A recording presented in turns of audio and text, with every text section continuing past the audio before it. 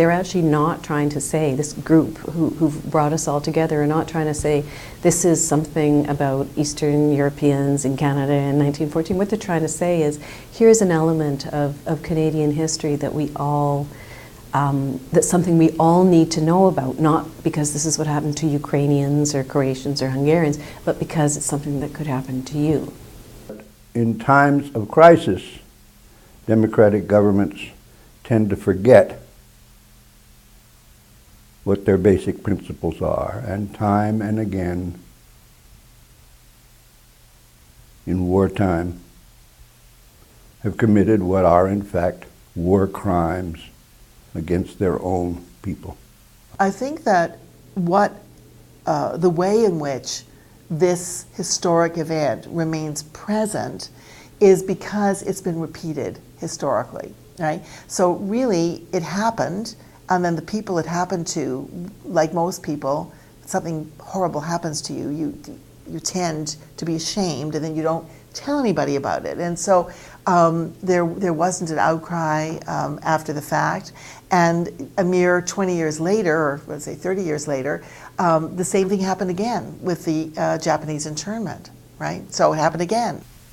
Perhaps if this story had been told much earlier, if it had not been hidden from view, perhaps other instances and experiences of intolerance may not have happened. And then again, it took 30, 40 years for people to start to talk about the Japanese incarceration or internment. And what do you know? 1970, the War Measures Act, it happened again.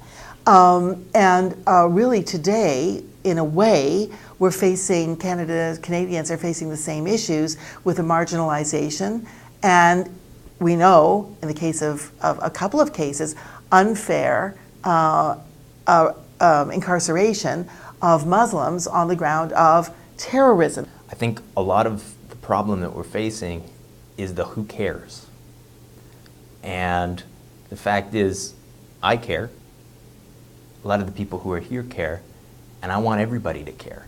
Because it's not just about this group of people, this time period, this thing that happened in Canada that was covered up from 1914 to 1920. It's about what's going to happen next year, what's going to happen 10 years from now.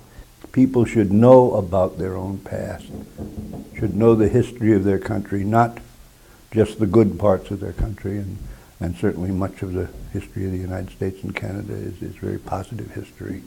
But they need to know the negative side of the history as well. If you understand your history and the episodes of what this can lead to, if we don't seriously look at how we're implementing these things in times of stress in a country, we now know where it can lead to. It can lead to the destruction of people if it goes unchecked and without someone saying, I will hold you accountable now, I will hold you accountable in the future for what you're doing in the now.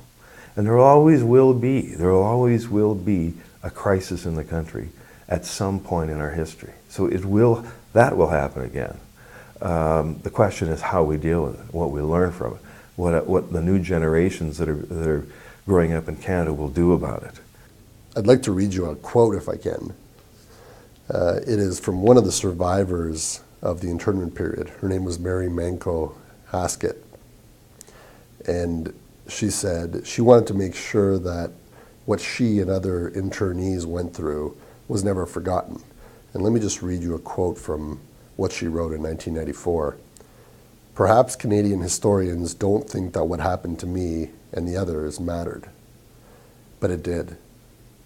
We were born here, we were Canadians, we had done nothing wrong, and those who, like my parents, had come from the Ukraine to Canada came seeking freedom. They were invited here, they worked hard, they contributed to this country with their blood, sweat, and tears. A lot of the latter.